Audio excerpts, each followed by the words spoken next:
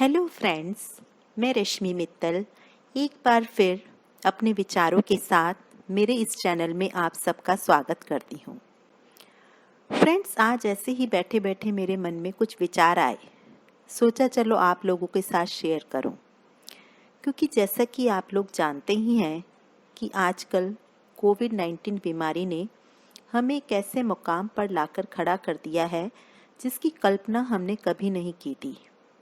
कभी सोचा था हम खुशियां साथ नहीं मना पाएंगे, शादी में शामिल होने के लिए भी लोगों की संख्या पर नियंत्रण होगा और तो और किसी अपने या किसी परिचित की मृत्यु हो जाने पर दुख में शामिल होने के लिए भी लोगों की संख्या पर नियंत्रण होगा।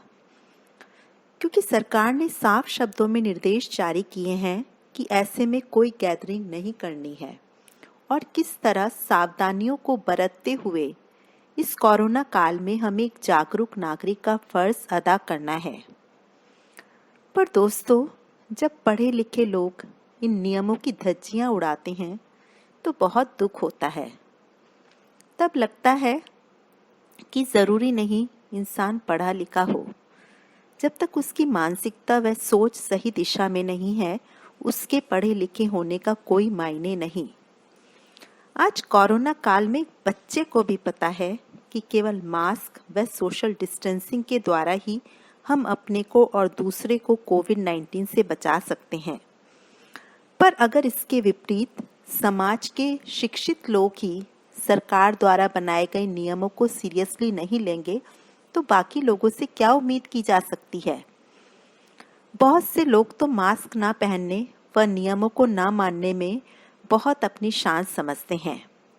कहते हैं उनको कोरोना से कुछ नहीं होगा।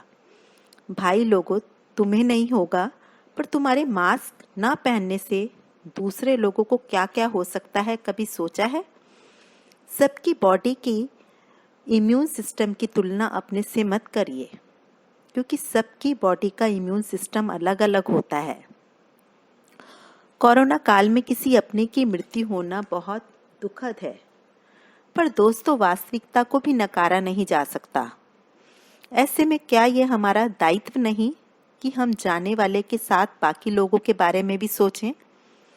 जहां एक तरफ सरकार ने अभी भी कॉलेज स्कूल नहीं खोले और एल्डरली लोग, हार्ट व डायबिटिक पेशेंट्स, छोटे बच्चों को ऐसे में स्पेशल ध्यान रखने के लिए बोला है, वहां दूसरी तरफ किसी की मृत्यु उपरांत शोक सभा में लोगों की लार्ज गैदरिंग करना कहाँ तक उचित माना जाएगा। चलिए, पहले तो गैदरिंग नहीं होनी चाहिए, पर अगर की है तो ये आपकी ड्यूटी बनती है कि लोगों की सेफ्टी का ध्यान करते हुए एक सोशल डिस्टेंसिंग के साथ प्रॉपर बैठने का अरेंजमेंट किया जाए। लोगों ने ऐसी गैदरिंग में N95 मास्क पहने हों। वैसे तो दोस्तों, कोई भी समझदार इंसान अपने परिजनों के हित के लिए कभी नहीं चाहेगा वो इसमें शामिल हों। और आजकल ऐसे में लोग समाचार के साथ पहले ही सूचित कर देते हैं कि आप अपनी संवेदनाएं अपने घर से ही दें। इसलिए फ्रेंड्स, हमें समय की नजाकत को समझना चाहिए कि हर इंसान की जिंदगी जरूरी है। क्यों किसी की जिंदगी को खतरे में डाला जाए। इसलिए समय के साथ अपनी सोच बदलनी चाहिए। वैसे तो हम इतनी बड़ी बड़ी बातें करते हैं, पर जहां बड़प्पन दिखाना होता है वहां चूक जाते हैं। इसलिए ऐसे समय में सरकार के निर्देशों का पालन करना हमारे लिए जरूरी ही नहीं बल्कि समय की मांग है। अरे, जागरूक नागरिक होने का फर्ज निभाएं, क्योंकि ऐसी गैदरिंग में अगर किसी एक को भी कोरोना है तो कितने लोग वहां से ये बीमारी लेकर जाएंगे और आगे स्प्रेड करेंगे। तो दोस्तों, आज नई पीढ़ी के लोगों का ये कर्तव्य है कि वह ऐसे लोग जो लोक लाज के नाते ऐसे रीति रिवाजों से जकड़े हुए हैं उन्हें उनकी ऐसी छोटी सोच से मुक्त कराएं।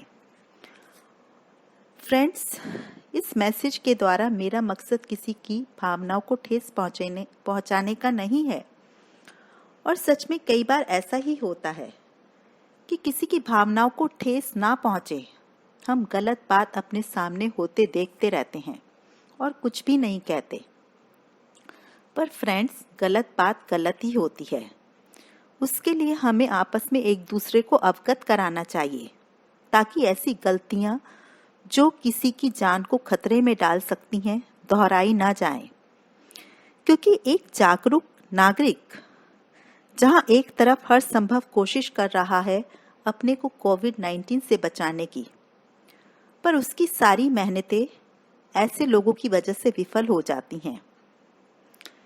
इसलिए दोस्तों, मेरी इस बात पर गौर फरमाइए और समय की नज़ाकत को देखते हुए आज के समय में शादी हो या शोक सभा, ऐसे में होने वाली लार्ज गैदरिंग को बंद कराने में अपनी भूमिका निभाएं और इस मैसेज को सब लोगों तक पहुंचाने के लिए अपना योगदान दें।